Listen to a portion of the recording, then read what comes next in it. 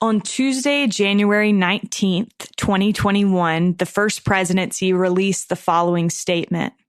In word and deed, the Church of Jesus Christ of Latter-day Saints has supported vaccinations for generations.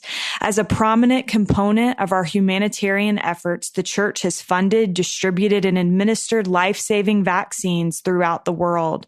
Vaccinations have helped curb or eliminate devastating communicable diseases such as polio, diphtheria, tetanus, smallpox, and measles. Vaccinations administered by competent medical professionals protect health and preserve life. As this pandemic spread across the world, the Church immediately canceled meetings, closed temples, and restricted other activities because of our desire to be good global citizens and do our part to fight the pandemic. Now, COVID-19 vaccines that many have worked, prayed, and fasted for are being developed, and some are being provided. Under the guidelines issued by local health officials, vaccinations were first offered to healthcare workers, first responders, and other high-priority recipients. Because of their age, senior church leaders over 70 now welcome the opportunity to be vaccinated. As appropriate opportunities become available, the Church urges its members, employees, and missionaries to be good global citizens and help quell the pandemic by safeguarding themselves and others through immunization. Individuals are responsible to make their own decisions about vaccination. In making that determination, we recommend that where possible, they counsel with a competent medical professional about their personal circumstances and needs, end quote. We are so grateful for this guidance from the First Presidency. On today's episode, you'll hear from Dr. Candace Mcnaughton, who graciously provided us with several resources that may be helpful for you regarding COVID-19 and vaccinations, which we will include in our show notes. You can access our show notes for each episode, including this one, by visiting www.ldsliving.com/allin. Of the patient she sees in the Vanderbilt University Medical Center emergency room, Dr. Candace Mcnaughton estimates that currently half are there with COVID-19. She says that observing the situation surrounding the pandemic has given her a new appreciation for what it might have felt like for the Israelites who were dying because of the fiery flying serpents. All they had to do was turn and look at the scepter held aloft, but many of them didn't, she wrote in an email to me following our interview. How much like them are we now? She continued. How often are we turning away, rationalizing our risks in the same way that they must have? We have been asked to stay home, not to share air with others outside of the people who live with us. It is counterintuitive and counter to our human nature and desires to touch and see other people. It feels similar to other sacrifices the Lord has asked through the ages, difficult, counterintuitive, perhaps even wrong in some way, but absolutely necessary and the only way forward, end quote. Today, we hope to answer some of the questions you may have regarding COVID-19, and Dr. Candace Mcnaughton has graciously agreed to join us. Dr. Mcnaughton attended Brigham Young University, followed by Washington University in St. Louis for medical school. Following residency training in emergency medicine at Vanderbilt, she obtained a Master's of Public Health from Vanderbilt, completed the 2-year VA Quality Scholars Fellowship, and a doctoral degree in epidemiology. Her research interests include health determinants for patients with diabetes and heart failure, health communication, and resistant hypertension. This is All In, an LDS Living podcast where we ask the question, what does it really mean to be all in the gospel of Jesus Christ? I'm Morgan Jones, and I am so honored to have Candace Mcnaughton on the line with me today. Candace, welcome. It's my pleasure to be here. Well, I have been so anxious. I don't know if excited is the right word, but anxious to do this interview just because I want to hear all that you have worked on and your perspective on this pandemic. I think that you have had a very different probably experience with COVID-19 than many of us and can share some interesting insights. But first of all, can you just explain to those listening what your role has been in all of this as it relates to COVID-19? Sure. Let me start out by saying first, everything that we talk about here, I'm speaking as just, a private citizen. I'm just speaking about my own experiences and opinions. So I'm not speaking on behalf of any of my employers. I'm an emergency medicine physician. So that means I work clinically in the emergency department, and I am an emergency medicine researcher. I've been taking care of COVID patients, and then my role in COVID research has been quite limited, but I've tried to help out where I can. Okay, perfect. So I guess, first of all, right now we're in a very interesting spot, 10 months into this pandemic, where a vaccine has been developed, vaccines have been approved, and yet most of us don't have them yet. And we're kind of waiting to see the way that all of this will play out. But from your perspective, do you feel like it was a miracle that a vaccine was able to be developed so quickly? And as a member of the church, do you feel that fasting and prayer played into that? Or how have you seen God's hand in these scientific developments? Yeah, so I would say that the vaccine is a miracle.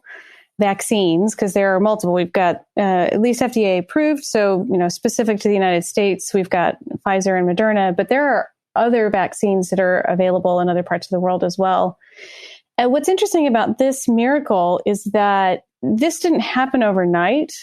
I am not an expert in vaccine development, but from what I understand, work on these vaccines has been going on for more than 20 years. And really, it's built on the shoulders of decades. And if you really look at it, hundreds of years worth of research. And so for us to be able to develop even one vaccine that has any efficacy and that is safe to use in under a year, I mean, that when you look back at the history of humanity and history of disease and suffering, that's a miracle, no matter how you look at it. I think the fastest vaccine development before this had taken 5 years.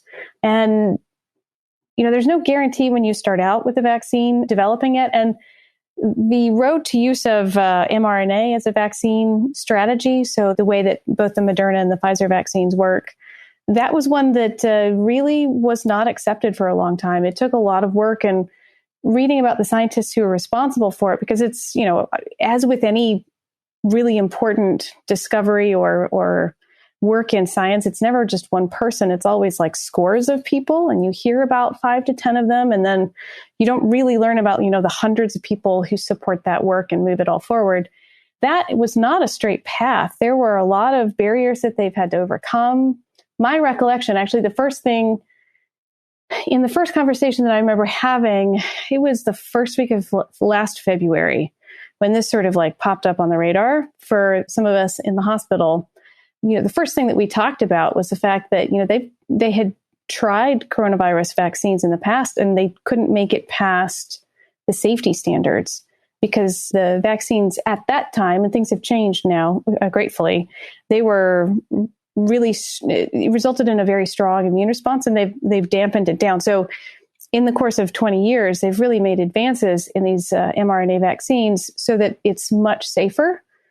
And it is an absolute miracle. Yes, this last year has been really difficult. We've really had to make a lot of changes, but it's interesting because a lot of those changes take us back to the way that most humans, most other people have had to live their whole lives. And so in some way, it's a stark reminder of how blessed we've been. Some things it's really hard to appreciate until you don't have them anymore, and freedom to go around and not worry about, catching something that you could give to a loved one that may make them so sick that they end up in the hospital or die. I mean, none of us have really had to deal with that in the United States in our lifetime. So yeah, it's been totally a perspective shift for sure. And then fasting and prayer, I'm 100% positive that there were many, many, many prayers that have been going on for decades. It's funny because I think in science, we like to there's a sense of, oh, you don't need prayers. It's all just a bunch of hard work. But man, I'll tell you what, I'm sure like everybody else, you go in on a test and you're like saying prayers under your breath, it's very similar in the lab, sort of, please let this experiment work. Please let us, figure out how to interpret these results and use them and figure out what direction to go in next. I'm 100% positive that that's been going on for decades. And fasting and prayer, I'm sure on the part of likely billions of people on the planet, have made some differences in decisions that leaders make and how people are behaving to some degree. Yeah. Very well said. And I love what you said about medical advances. One of the girls on our team shared with me a video that a doctor in her ward had shared that talked about medical advances that happened prior to COVID that kind of paved the way for that vaccine. And I hadn't heard that. And so I thought that that was super interesting. Candace, for those who wish that they had the opportunity to sit down with somebody who has been as familiar with this as you have been, how would you explain that the vaccine is anticipated to work for people? Sure. Yeah, because, one of the biggest challenges that we have right now, at least in the United States, is that it's been really hard to find good, clear information. So I'm going to give credit where credit's due. There's a nice resource that clearly explains how the Moderna and the Pfizer vaccines work, because they're quite similar in terms of how they work. And like I said, there are likely to be other vaccines that are going to be available, I think, probably in the next 6 months or so, and they work very differently in some cases. So this is for Pfizer and Moderna. And so the resource that, I don't know if there's a way for you to share links with readers or anything like that. Yeah, we can link whatever you'd like to send me in our show notes. So okay, cool. All right. So I will send you some links, but the short description of this, and let's see if I can explain this in a way that makes sense, is so this coronavirus. So I think most folks are familiar with DNA, and there's a closely related structure called RNA, and RNA is the genetic material for this virus. And what happens with that virus is, I was talking with my 11-year-old son, and he sort of boiled it down to this. He's like, it's a strand of RNA that's wrapped in a soap bubble. And that's what a viral particle is. And that soap bubble, when you get infected, it merges with our cells and it drops its genetic material in. And that genetic material is just like a virus on your computer. It goes in and it takes over everything. And it turns that cell into a virus-making factory. And the cell turns from, say, like a cell inside your nose, and it becomes a cell that just creates virus. And each one of those little viruses goes out and infects another cell and takes over that cell and does the same thing over and over again. And what the Moderna and the Pfizer vaccines have done is they have taken a portion of it's called messenger RNA. It encodes, it tells the cell how to make a protein.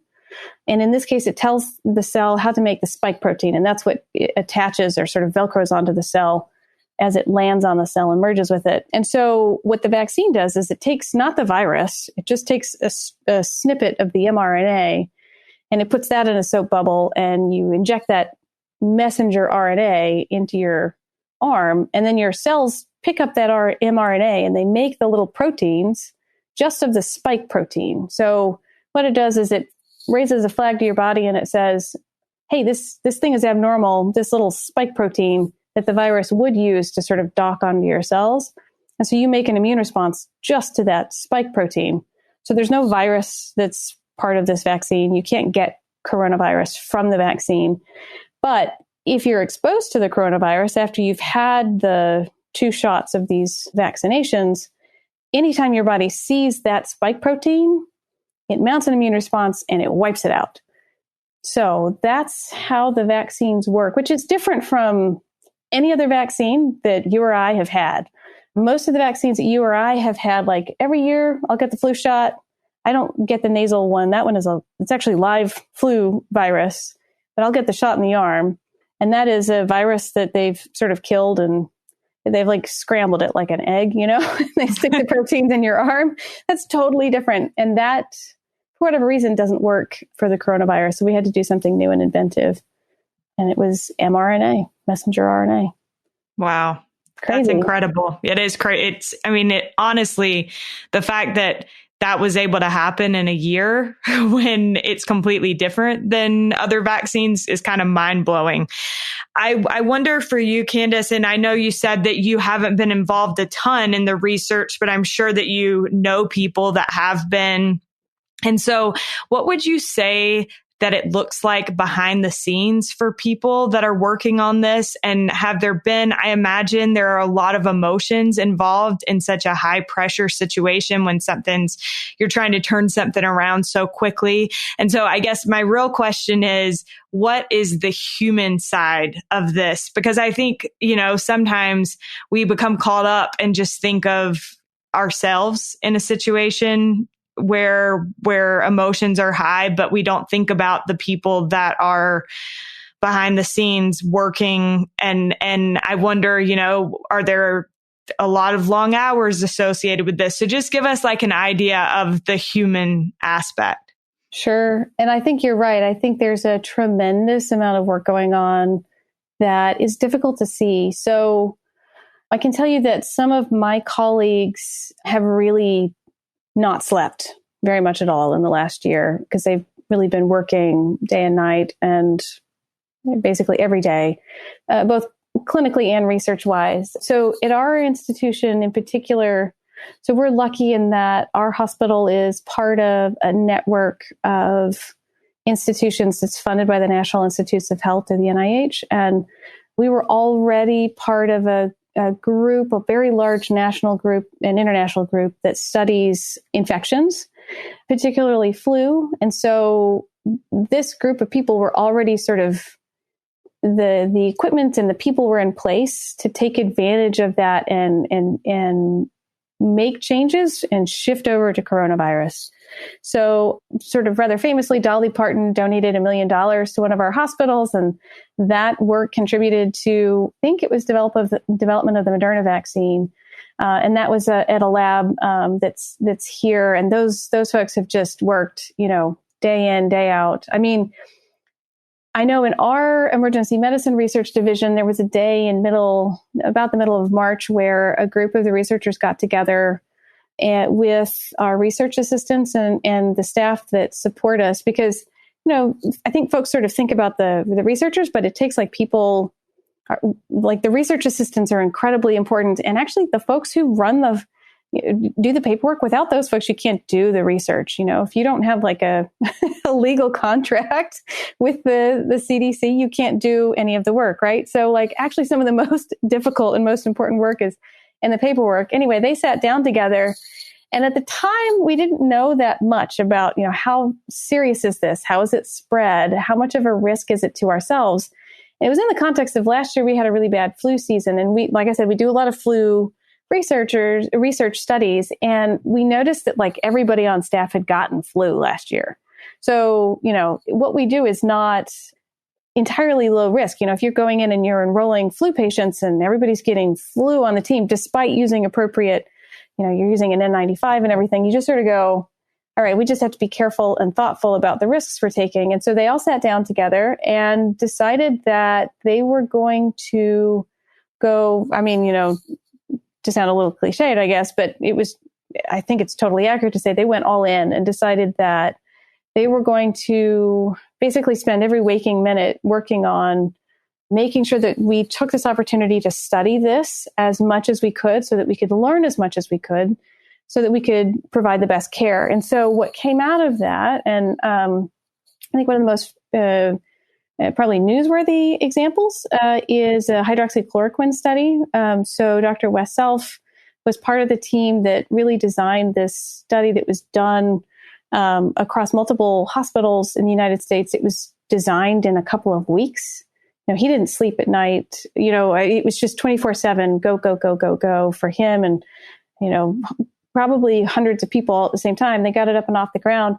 And that's part of the evidence that showed us that hydroxychloroquine doesn't help. It doesn't improve outcomes, which is interesting because, and I didn't realize this until afterwards, we think about science and we think about what's the best in terms of helping outcomes. What I didn't think about was that, so Dr. Self has received death threats as a result of the work that he's done, because the environment that we're in is very polarizing.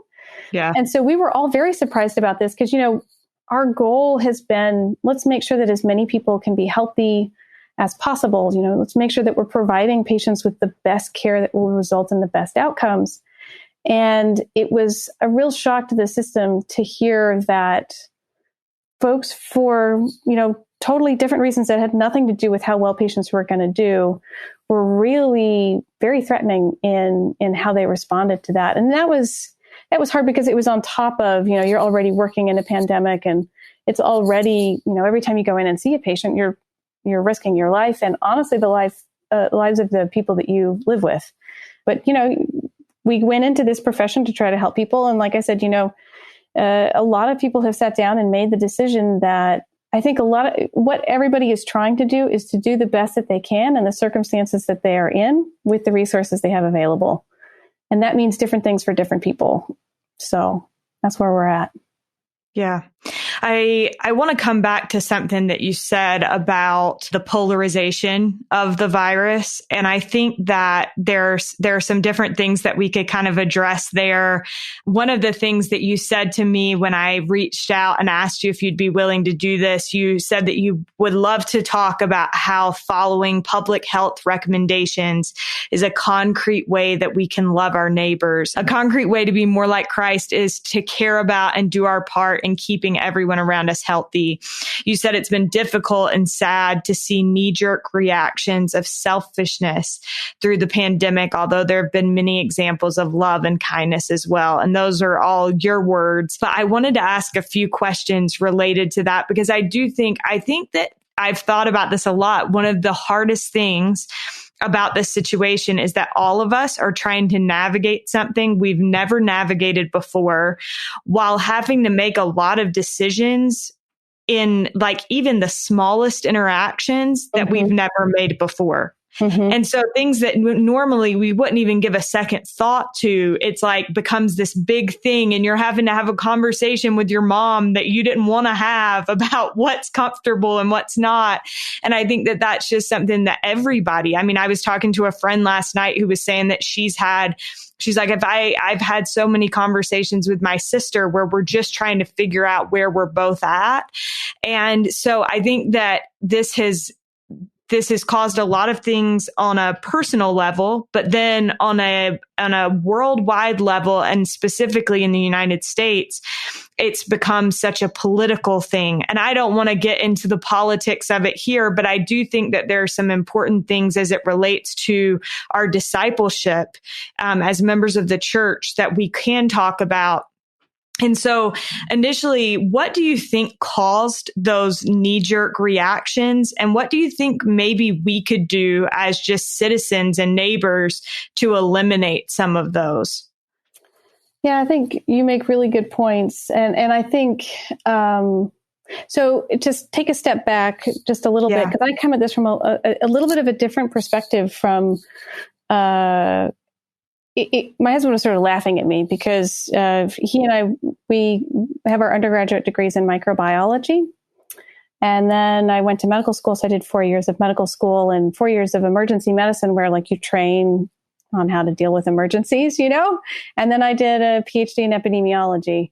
So to me, like the first week in February, the 1918 flu is something that is sort of like the boogeyman of epidemiology in the United States and infectious diseases. It's something that like keeps us up at night, like we sort of have lived in fear of.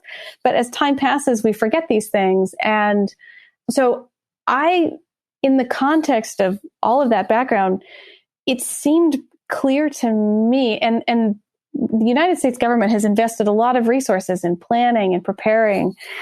But the fact of the matter is that when you have a new emerging disease, when there's no vaccine and no medical treatment and no evidence to guide medical treatment yet, the only thing that you've got standing between you and really bad outcomes for people that, in that country is leadership. And that needs to go, all the way from the top down. And it's interesting because it's like one thing that seems like it should be pretty simple, but it turns out the execution is really quite complicated in that we're all human. And, you and I have not seen anybody die of diphtheria. It's not a disease, right? Because we've all been vaccinated and smallpox was completely eradicated. So it's very foreign, and it was sort of beyond most people's imagination to even conceive of something that would kill, almost 500,000 Americans in a single year, Like for context, like car crashes, which are, obviously a big deal. They kill 44,000 or so Americans every year, right? We're like talking 10 times that number of Americans dead from this virus in a year. And that's with the shutdown in March. And that's with all of the measures that we have taken, right? So it's really complicated. And what I found when I tried to, sort of raise these concerns in the context of my training, I have gained a new appreciation for what it must have felt like when Noah was telling people, you guys need to get ready or there's going to be a flood. Because I can't tell you how many times people were like, you're overreacting, you're going to cause panic, Whereas I think it would be really helpful going forward if, maybe we changed our mindset to more of a sort of a proactive rather than reactive strategy for public health in at least this country, but maybe just in life in general. I think, what's the term we use? Fear of missing out. This defensive stance of like, I don't want to do anything different because it's different. My 11-year-old loves BYU, the Studio C. There's a line that he loves to quote of, it's something new and different. I must, fear it. I'm not getting it exactly right, but that's, he runs around with that, new and different. I must fear it. But if we could, maybe be a little bit more open to new ideas and maybe a little bit more open to exploring things that we're not directly familiar with. And I think we could all benefit from that. The other thing, as I was looking back over the last almost year now, it struck me as I was reading through the scriptures in Luke, 15:4 and in John 15:17. So John 15:17, where he says, I command you to love each other. And then in 15:4, where he talks about the parable of the lost sheep. If you have 100 sheep and one of them is lost, you're going to go look for them, which is honestly kind of not an American approach. I think what I heard a lot of was, mortality is only 1 or 2%. It's not that big a deal. That's 1 or 2 of your 100 sheep. Like the parable from the scriptures is, I'm going to put everything down. I'll make sure the other sheep are safe. Don't get me wrong, but I'm going to go look for that sheep. And when I find the 1 out of 100, that 1%, I'm going to come back. And not only am I going to be happy, we're going to have a huge party. This is a big deal. This 1 out of 100 is really meaningful. And I think, a lot of us have forgotten that Heavenly Father really expects us to care about each other in that same way. If all I have to do is stay home and interact with people electronically, which is the first time in human history we've ever been able to do that, I feel like that's a miracle that I need to take advantage of. If this came up, there was a lot of angst around, in-person church. And for our particular congregation, which has a lot of physicians who are in and out of the hospital, and so many of whom could be asymptomatic carriers who may then infect the elderly people in our congregation, we have erred on the side of caution in a lot of ways and tried to be very careful and cognizant of how can we best connect with each other and love each other, but do it in a way that we're not sharing physical space.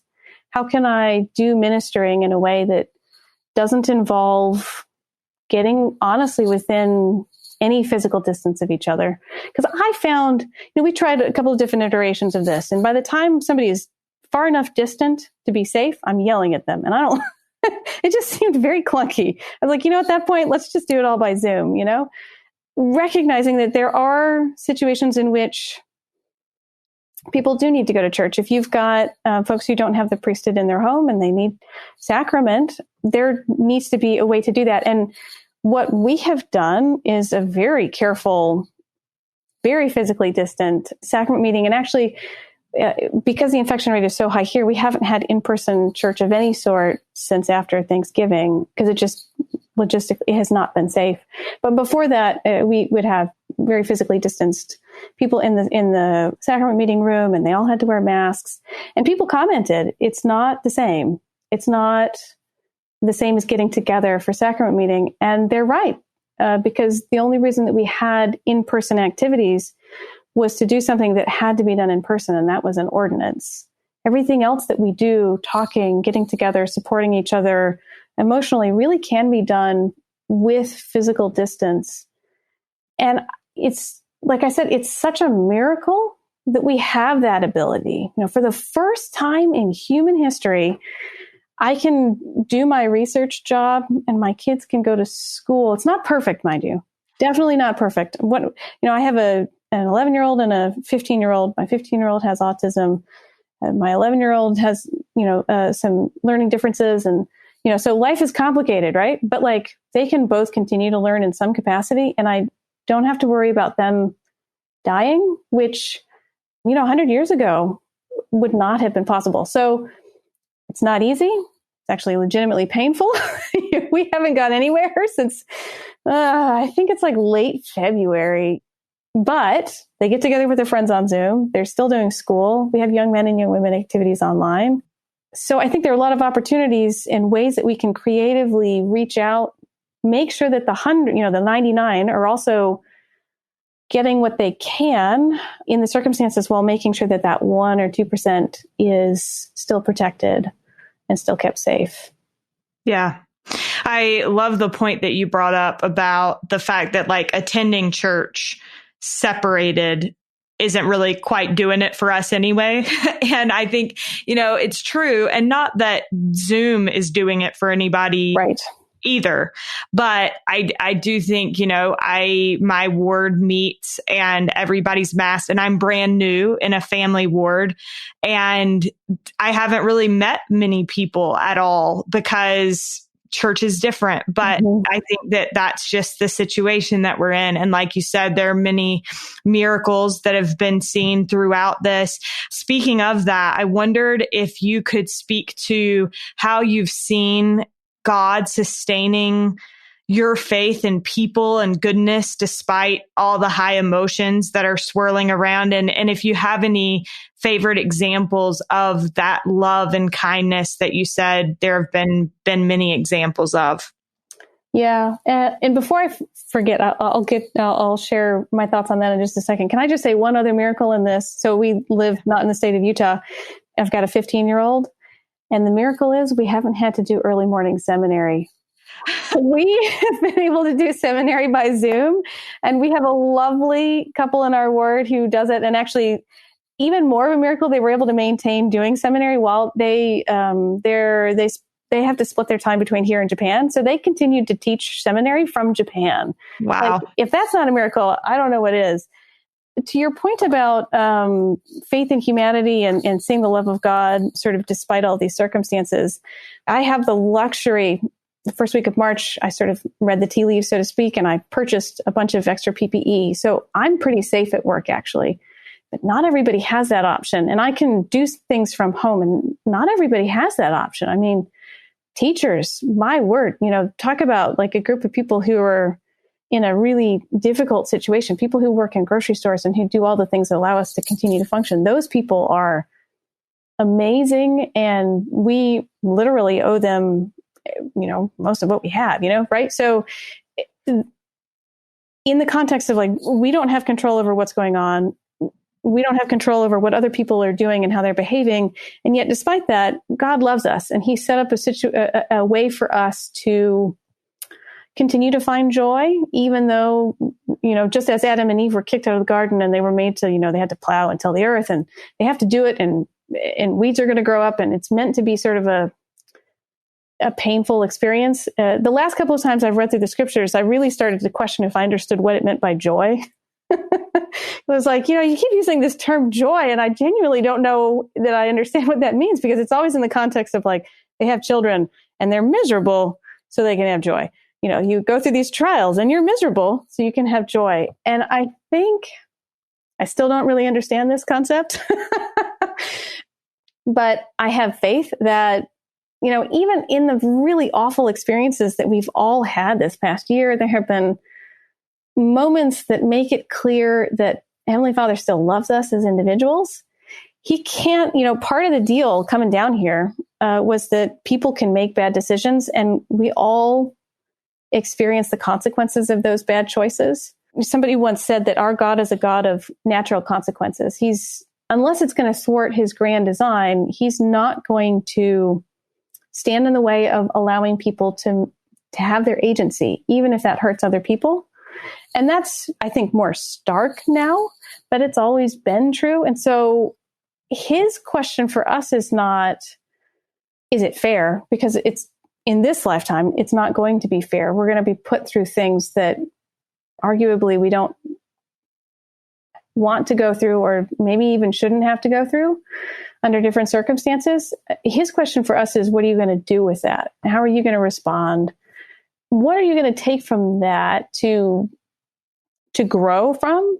They talk about this it's like resistance training, or in high intensity training. That's kind of what we're all getting spiritually this year. It's like one extended, very long series of repetitions of patience. How much can you take? Exactly, before you fall over. So not easy, but probably worth it. Yeah. I love what you said about, still being able to see God's hand. And I think one thing as members of the church, you brought up ministering. I think callings have been super hard over the past year. And I feel for people that are in callings where it's like, I need to be doing more, but I don't know how to do more. And I think there's little things that maybe because we're, spread so thin, it feels like a text doesn't matter. But a text does matter, and reaching out to somebody matters more than it ever has before. And so I love that. And I think that the more that we look for, in my situation, I was diagnosed with mono the same day that COVID, that Rudy Gobert got COVID, and then Tom Hanks got COVID.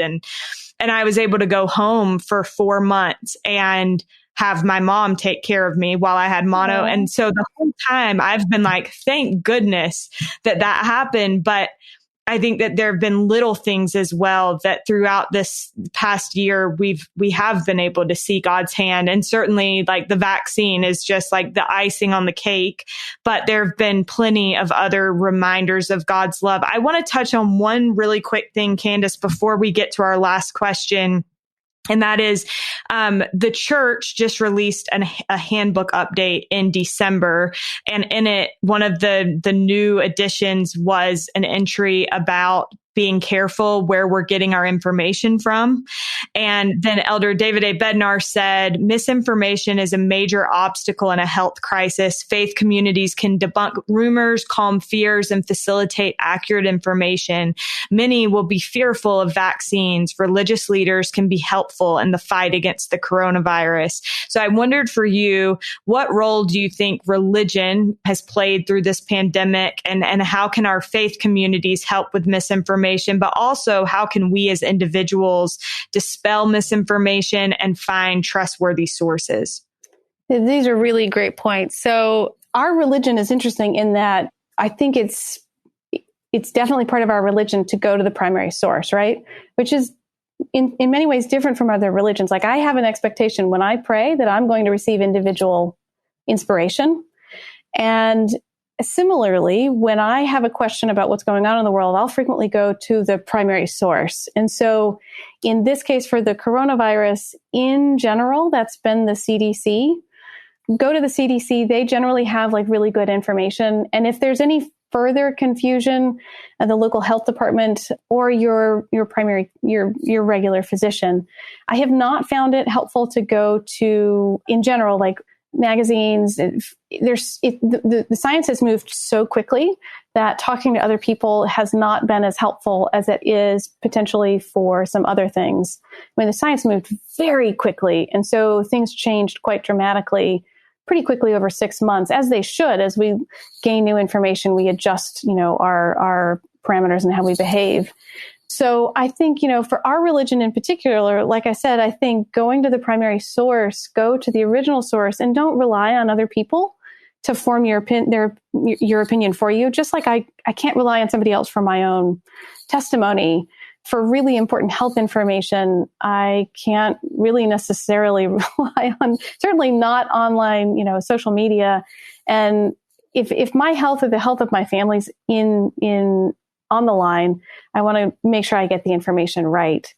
And you're right. As you said, what's particularly difficult here is that it's counterintuitive, right? The things that we would typically do to help people and to show that we love and care for them are the very things that we should not be doing now. And for the foreseeable future until we get enough people vaccinated, which is likely to be the fall. So information is really, really important. And then the role of religion in this, religion can't replace public health. Religion is the thing that gives us a moral compass and helps us have a framework for what's right and wrong. And our religion tells us that we need to take care of the least of those among us. And so in order to do that, that means we need to support public health, which means we need to wear masks. We need to stay away from each other. We need to wash hands. Now is the time to really sort of be humble and say, oh, okay, if I learn something new about how the way that I'm behaving might be harmful to someone else, rather than saying, whatever, you're wrong, maybe we can take a minute and consider, why are they suggesting that we behave differently? Is there something that is beyond just sort of my perspective that other people are seeing, which is not easy to do, but going to be even more important in the next several months, I think. Well, Candace, thank you so much. You've shared so much good information. My last question for you is, what does it mean to you to be all in the gospel of Jesus Christ? To me, I think it means the seemingly small things, showing up, being present, doing the day-to-day things that add up over time. That's what it means to be all in. It's not the grand gestures. It's the stuff that nobody sees and that nobody else really notices, but that over time make a tremendous difference on an individual level, but hopefully in the way that I interact with other people so that they can, hopefully they're feeling the Holy Ghost or the love of Heavenly Father as well. Thank you so much. Candace, it has been a pleasure. Thank you so much for your time. Thank you. We are so grateful to Dr. Mcnaughton for her willingness to answer our questions surrounding COVID-19 and for being such a joy to work with as we coordinated this episode. A big thanks to Derek Campbell of Mix at 6 Studios for his help with this episode, and thank you so much for listening. We'll look forward to being with you again next week.